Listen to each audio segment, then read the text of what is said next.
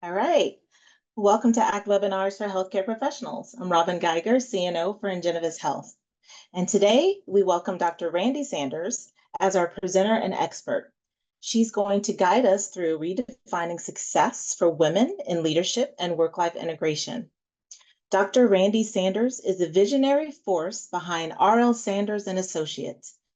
Known as the Women Executive Architect, she is a dynamic speaker, esteemed career trainer, and Associate Dean of Academic Affairs. Dr. Randee is on a mission to propel highly ambitious women into the echelons of leadership and influence. A trailblazer in both the business and higher education arenas, she thrives on creating seismic shifts and cultivating a culture of empowerment. And now join me in welcoming Dr. Randee Sanders. Thank you, Dr. Sanders? Thank you. Can you hear me clearly? I can hear you clearly. Oh, fantastic. Thank you for the introduction. I greatly appreciate it. Welcome, everyone. I'm excited to be here today with everyone. I just need to start off with this preference, though, or this disclaimer. I'm in the Southeast, and we have some rolling storms that's been coming through on a daily basis, and it's getting a little dark outside. So if something happens to my connection, please don't blame it on me. Blame it on the storms. But with that said, let me go ahead and share my screen so we can go ahead and get started. Again, I'm so excited, and I hope that you are too. All right, let's see here. Hope everyone is having a great day. Let's see, here we go.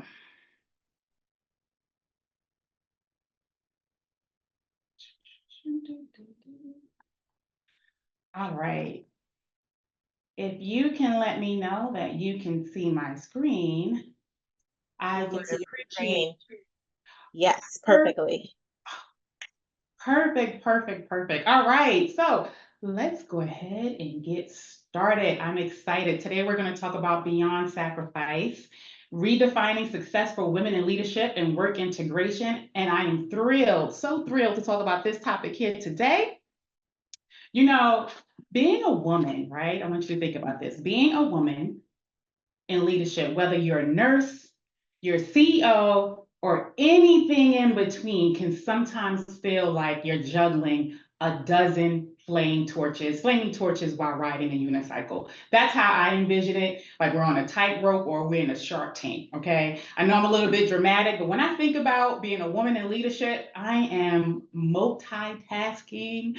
I am trying to balance multiple things, and I know I'm not the only one. I'm not the only one. So please put in the chat if you understand where I am coming from here. But here's the thing.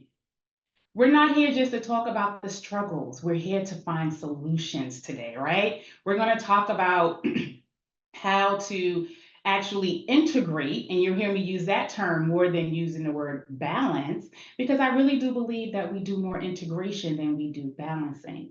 So we're going to look at some solutions. We're going to see, talk about how we can succeed as women. So buckle up. We're going to take this journey together. So let's go ahead and dive in there. All right. So today's topic, again, we're going to kick this off. First, we're going to understand the landscape. We're going to, oops, excuse me, I'm moving too fast here for myself. We're going to talk about the unique challenges that women, especially in demanding professions like nursing, face in leadership roles. This includes everything from societal expectations to organizational hurdles to personal obstacles. And we're going to jump into some of those areas. We're going to talk about the concept of success, right? What does success look like for you? What does it look like when we first start this conversation? And I'm going to give you an opportunity to take a moment and reflect to see what it looks like once we get through that, right? So we're going to explore how we can redefine success to include not just your career achievements, but also those personal fulfillment and well-being, because all of us deal with this, right? We want to make sure that we are focusing on our overall health and well-being and our happiness as we are trying to balance or integrate our work life as well. Then we're going to get into some of that good stuff today. We're going to talk about those practical strategies for work-life integration. I'm going to share some tips with you all about time management, It's going to be about leveraging those supportive networks. We're going to talk about self-care practices to help you achieve a healthier integration when it comes to all of the things that you are managing in your life. And then we're going to have a Q&A session because I do not like to talk all the time. I like to talk with individuals, not talk to them. So there will be an opportunity for you to share your experience, to ask any questions, so we can learn from one another. Is that cool? That sounds great. Thumbs up, thumbs down, let me know. All right, and then we'll do a quick recap of what we talked about. So let's jump right in here. When we talk about women in leadership, especially in fields like nursing, we're dealing with a pretty unique set of challenges. So let's unpack some of these things. Let's look into society expectations. Let's look into organizational barriers and personal obstacles. And if any of this resonates with you, feel free to put it in the chat. So let's start with societal expectations. All right, we've all felt it. At one point in time, I too was living by what society, I'm gonna do my air quotes here, society says that I should do and how I should show up in the workplace or even just in my own life. There's this underlying pressure for women to be ultimate multitaskers. You know, we're supposed to excel at work. We're supposed to take care of our family. We are supposed to maintain a social life. Somehow, we're supposed to do all of this, and you can add on to that list at any point in time, because I know there's other things that we are supposed to do that society says that we are to do. And sometimes we're expected to be superheroes without the cape. That's how I see it, right? Society wants us to have wear all these hats and have all of these different roles. And sometimes we don't take time out for ourselves. So we have those societal expectations that we're kind of up against on a daily basis. And then we also have organizational barriers. Even right now in 2024, many workplaces still are not fully equipped to support women in leadership roles. I can't believe it, but it's real, right? This can range from a lack of flexible working hours, a workplace, insufficient maternity leave policies. Take a look at that. 2024, we are still dealing with some of these concerns. And I know for nurses, the 24/7 nature of healthcare alone can make finding the balance or the integration of your life even more challenging. I'm not a nurse, but I recognize this when I go to my own healthcare practitioners and I just kind of talk to them about their day-to-day, what they're dealing with at work, how's their family life, how are they able to integrate it. I know that nurses and anyone in the healthcare field is taking on a lot. So we have those organizational barriers as well. And then let's not forget the personal barriers, the things that we place on ourselves. Guilt, for instance. Have you ever felt guilty because you missed a family event due to work commitments? Or vice versa, right? Do you feel judged from time to time? Do you feel as if you're being seen as too ambitious, or you're not ambitious enough? These are internal struggles that we deal with that can just be daunting each and every day.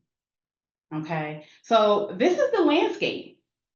This is the landscape. There's the societal expectations, there's the organizational barriers, and then there's also the personal obstacles, the things that we place on ourselves. So why are we talking about all of this? Why are we talking about this? We're talking about this because we want to make sure that we are acknowledging the challenges. That's the first step to overcoming them. All right, we have to first recognize it in order to address it. Understanding the landscape, we can start to navigate it more effectively. Okay, so once we are aware, again, we are able to become solution oriented. How can we put some strategies in place for us to manage our day-to-day lives? And then we must identify ways to integrate our professional and personal lives. And again, I say integrate, and I'm purposefully moving away from the word balancing because life is about an integration. We are all of these individuals. We are nurses, we are healthcare professionals, we're family members, we're civil servants, we do community activism. You wear all of these hats and all of these roles, and this is who you are. So we have to learn how to integrate it more so than balancing. Balancing means something is going to be out of whack, right? So now I'm shifting my mindset and reframing to focusing more of the integration. All right. So here, I want to hear from you. I want to hear from you. There are two questions. If you take a moment and scan this QR code, there's two questions, and we're going to take this question by question. The first question is, what are some of the biggest challenges you face as a woman in a leadership role? I'm going to give you a couple seconds to scan the QR code, and then I'm going to advance forward so we can see the results in real time. What are some of the biggest challenges you faced as a woman in a leadership role? And then the second question is, how have societal expectations or organizational barriers impacted you? Okay, scan the QR code. We're going to put those results up. If you're having some challenges with the QR code, the chat feature still works. Do not let the QR code impede you from participating. Okay, so let's make this a real conversation so we can learn from one another. All right, let's see. All right, I'm not seeing any responses yet. Come on, jump in there. Don't be shy. Don't be shy. Okay, I love it. Mom and a wife, community supporter. Okay. All right, what else do we have? Any other responses? Anyone else want to chime in? Let me check the chat while we are doing that. Okay, I'm not seeing anything in the chat just yet. Okay. Anything else? All right, if you feel up to it, go ahead and put those questions in there. Let me see if you added anything in the question number 2. Ooh, not allowing grace. That's a good one. We do not give ourselves enough grace, and we should. We should extend ourselves the same grace that we extend to others. But it's hard. It's hard as women sometimes to do that. Okay. All right, so let's move on here. And let's redefine success. Sorry, I don't know that. Oh, sorry for that interruption. Apparently, my Alexa wanted to join our webinar today. So let's talk about redefining success. Traditionally, success, it looked like job titles, right? When you think about success, you think about job titles, you think about how high that you've climbed up the career ladder. You have the public notoriety when you think of success, revenue, the profits, expensive things.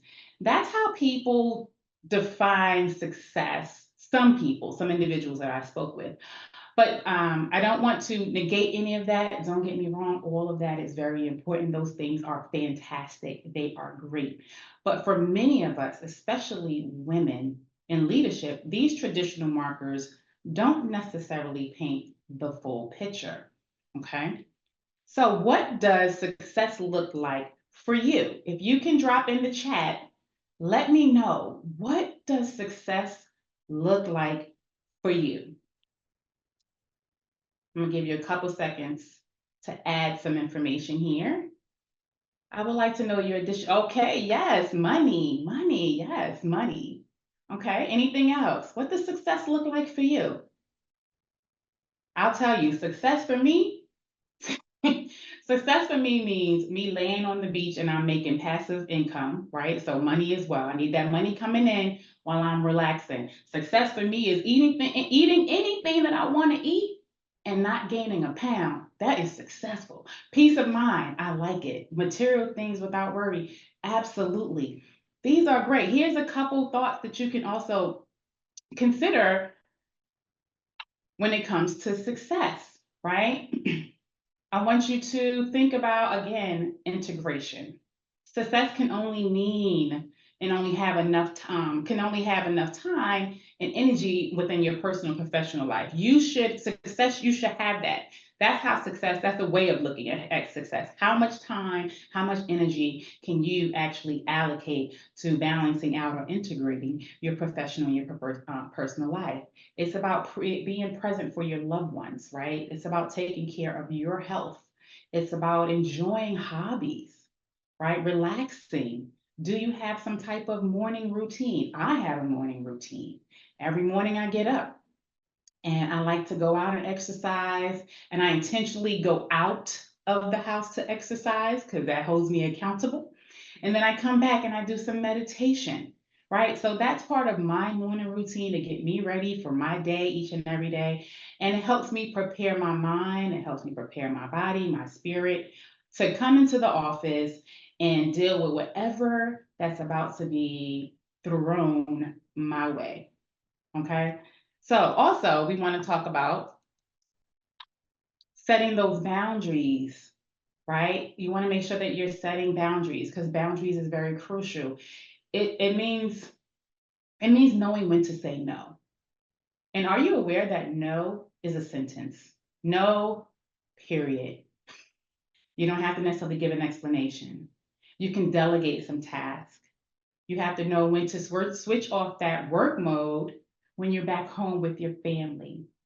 It's okay to prioritize, and women have a really hard time prioritizing themselves first. So you want to make sure that you're prioritizing your mental health as well as your physical health over all things. Because if you're not taking care of you on a daily basis, you're not going to be good enough to take care of anybody or any task that may come your way. All right. You have to make sure that you're setting some realistic expectations and realistic boundaries for yourself. You want to create positive impact.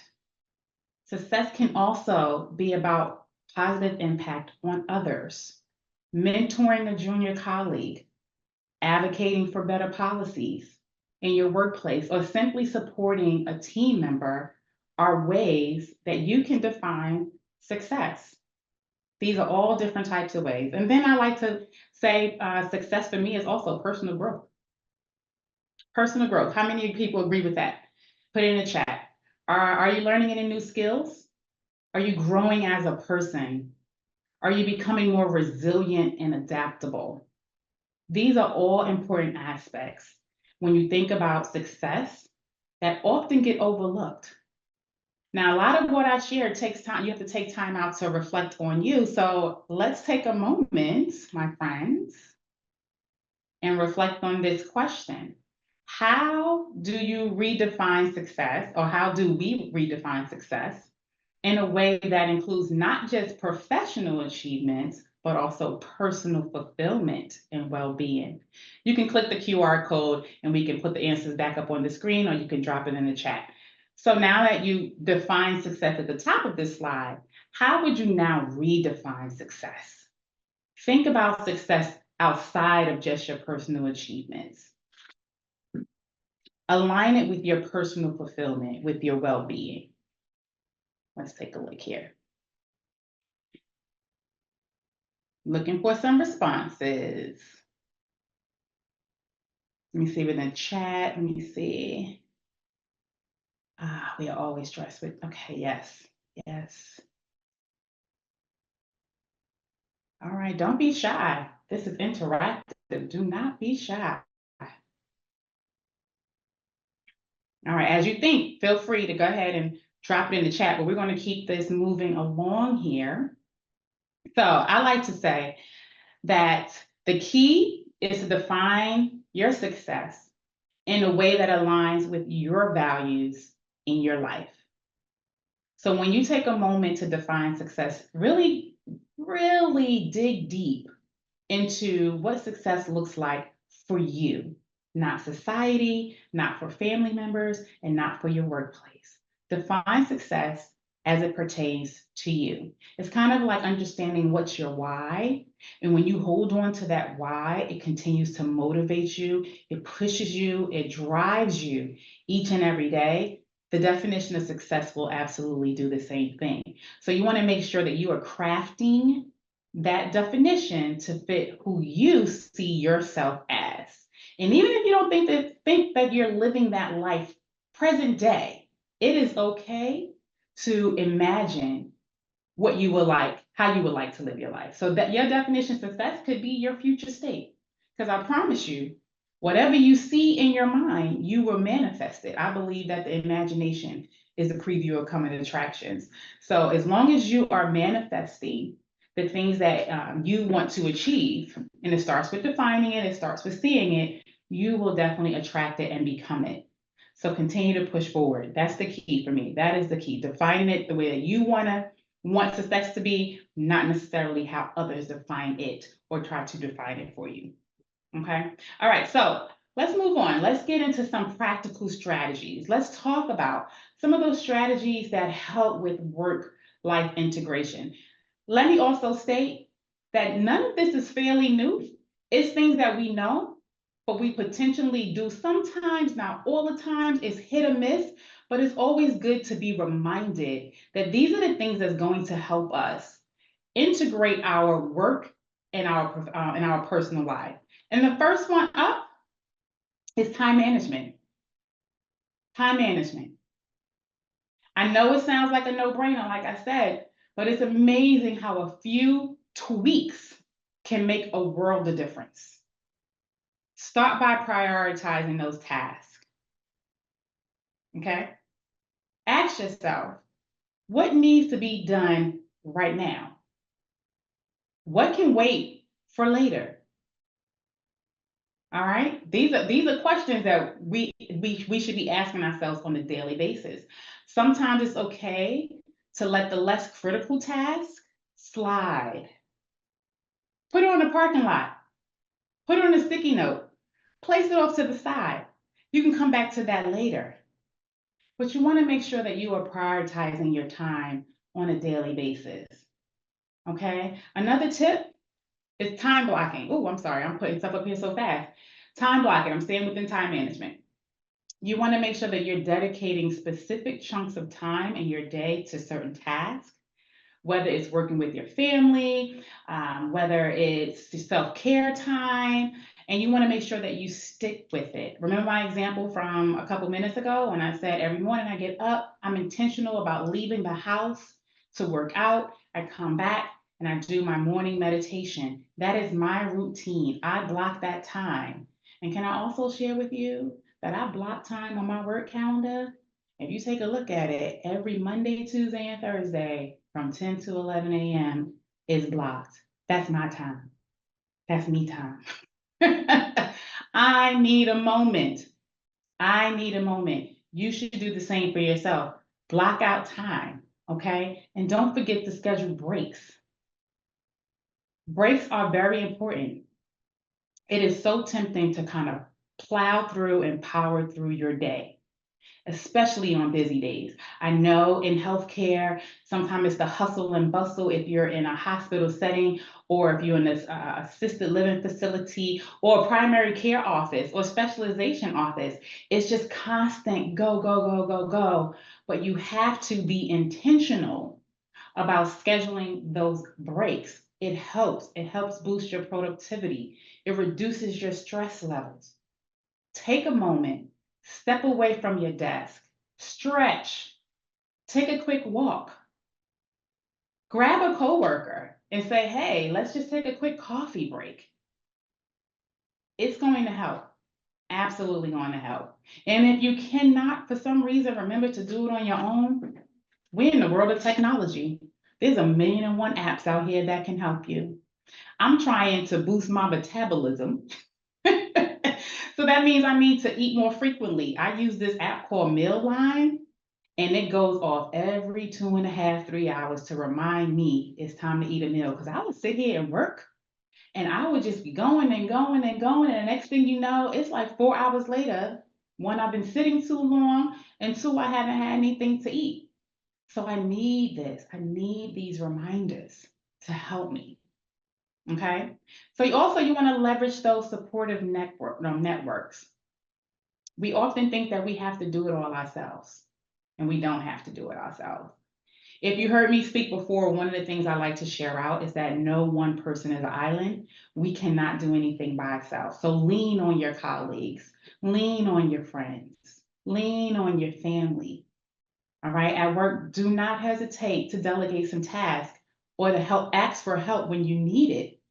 Collaboration is essential. It is key in helping with the integration of work and life. All right. Mentorship is another tool.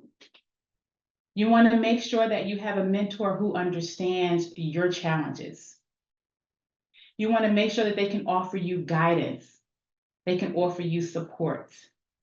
You also want to be a mentor to others, right? It's reciprocal. We're not here just to be on the receiving end, but we're also on the giving end.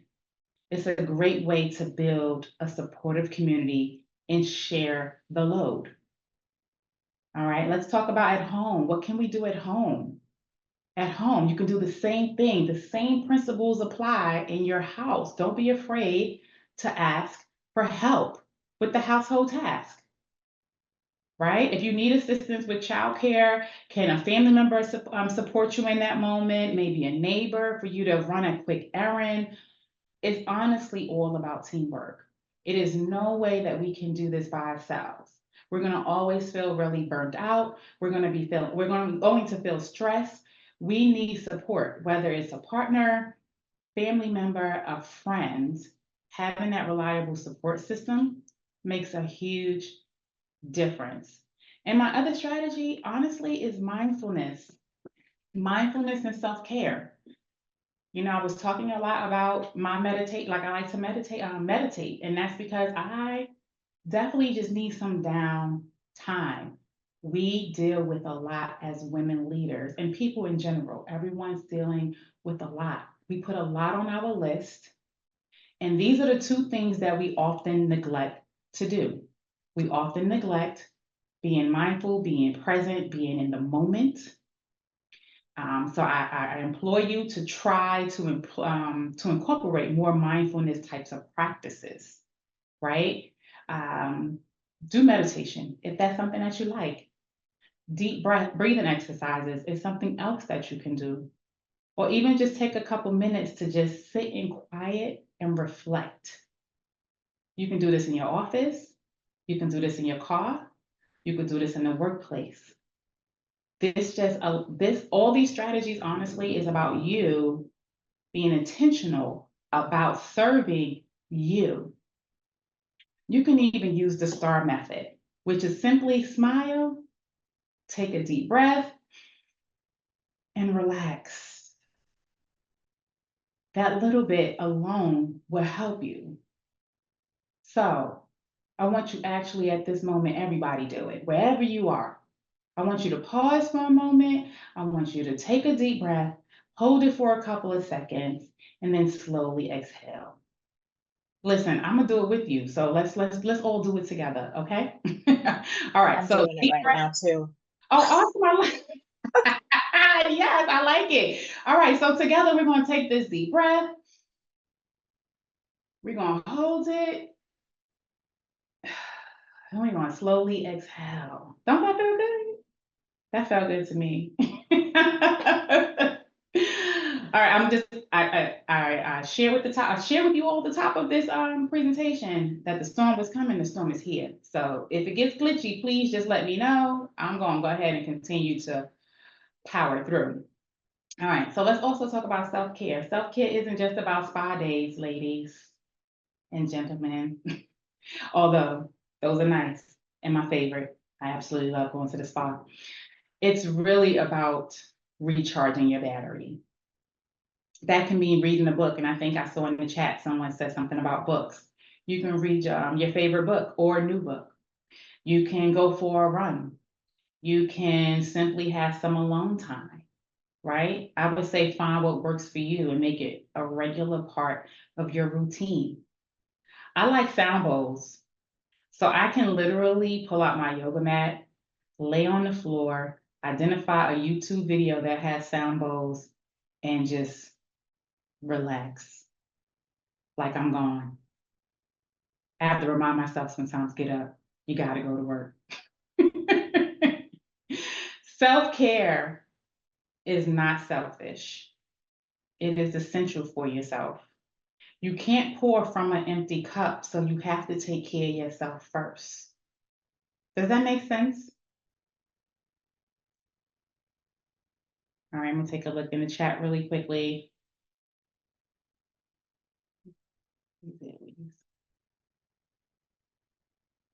We'll just click out. It's just, ooh, when it's just you at home working. Okay, Josh, thanks for sharing that question. I'm gonna circle back to that when we get to the Q&A, but I think that's a really good question, and we'll talk a little bit more about that. All right, so let's get into some more practical experiences. I'm just gonna move up a little bit just because I don't want this storm to knock my power out, which essentially happens here in my area. So some practical exercises. So take out a piece of paper. I'm old school, so take out a piece of paper or go grab your phone, the note section on your phone. I want you to do a couple things. I want you to write down 3 things you can delegate this week. 3 things that you can delegate this week. Write them down. Make it plain. This is going to help you. And once you write those, I want you to write down 3 moments you can dedicate to self-care. 3 moments you can dedicate to self-care. Remember, that could be walking, it could be calling a friend, it could be reading your book, treating yourself to something special, going to the spa, however you want to define that.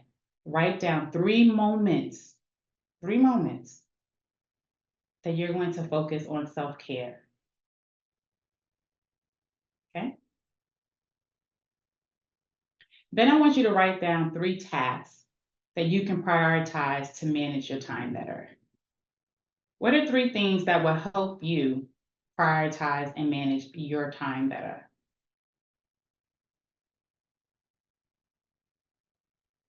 You can just put it on the calendar. I just say, just make it happen. However you can make this happen. Okay?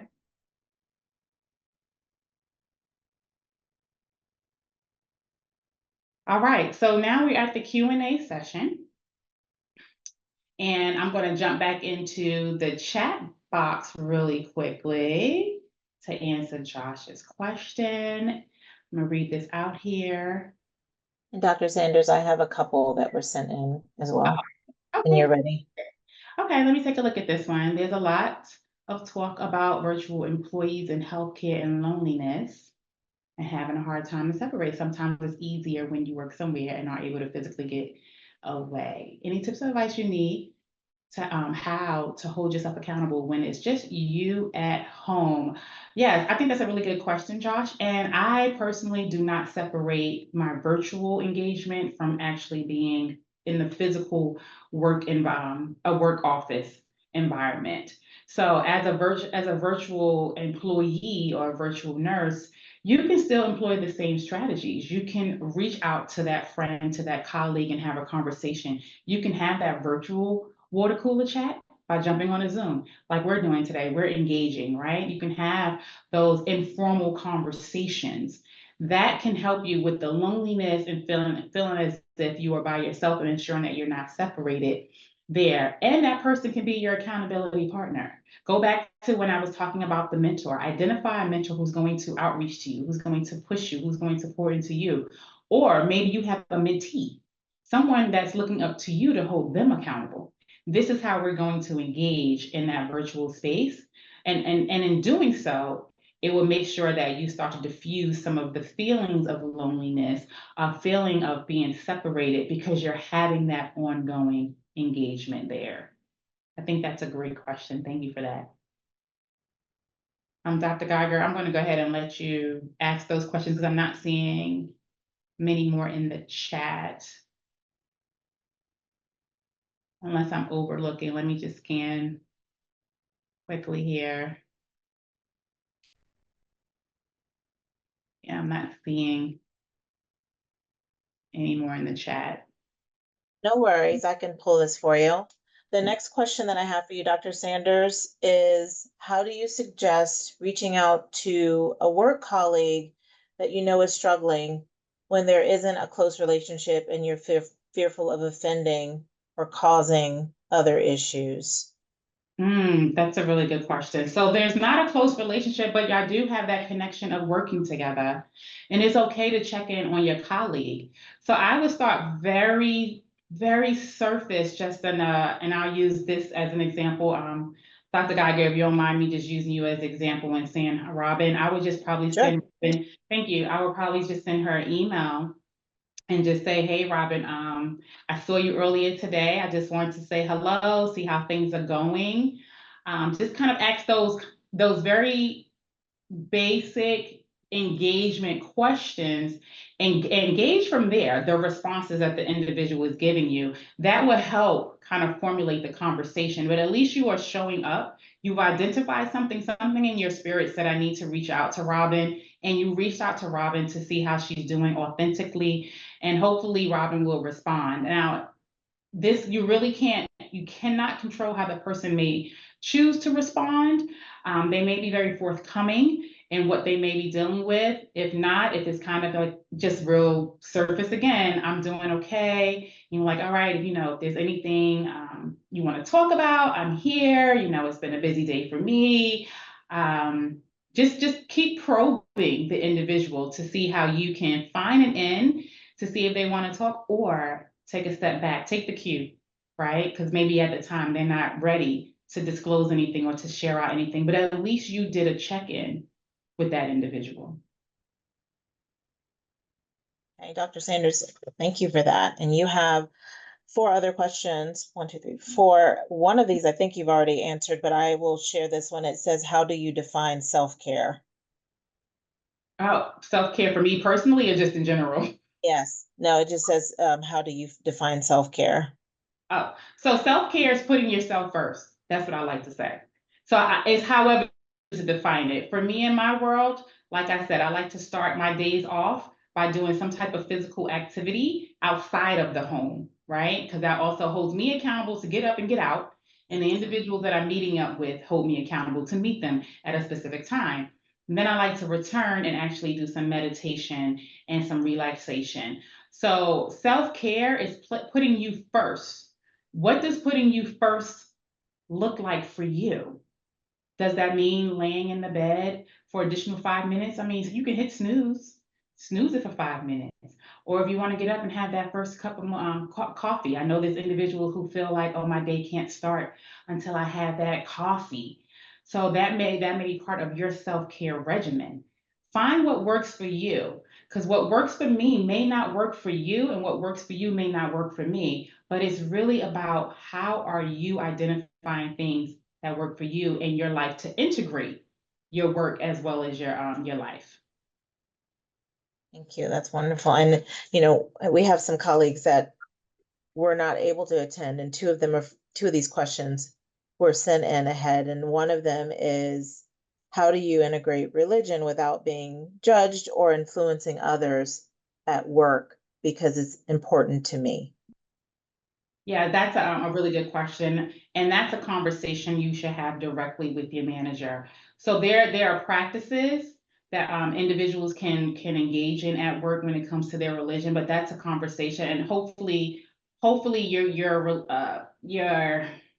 your convictions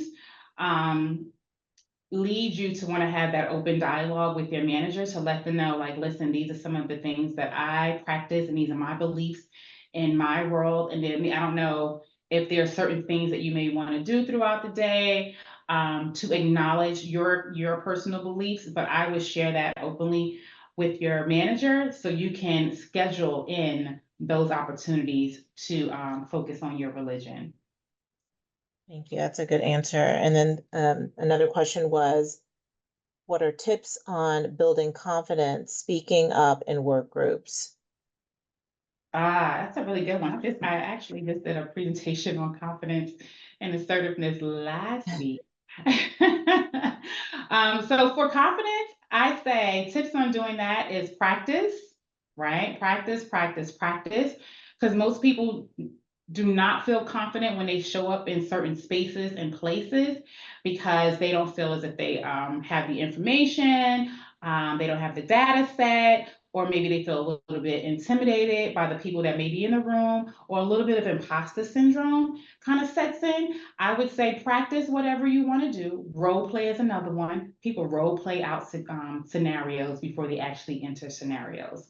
So I would definitely recommend that you do that as well. It's key. It works for a lot of individuals. The role playing practice is big for me because I think that everyone should practice before they speak up. It's okay to rehearse, take good notes, right? You want to come prepared. So it's okay to have an outline, bulleted information that you want to talk about within that particular meeting or even with that individual. It kind of keeps you targeted, it keeps you on task, and it shows how prepared you are when you show up with your information already ready and gives you the confidence to articulate that information to the individual or within that particular workspace. So preparation, preparation, preparation, practice, practice, practice. That was great. And and this one, this last one I thought was really interesting. It says, what if you are not where you need to be at work professionally? How do you not let it influence your work negative, your home life negatively? So you're not where you think that you should be. It says, what if you are not where you need to be at work professionally? How Okay. do you not let it influence your home life negatively? Oh, that's a really good one because everything is integrated, right? So Yeah. you're experiencing some type of behavior or reaction to your current state in the workplace, and you want to make sure that it doesn't spill over for when you get home. Mhm.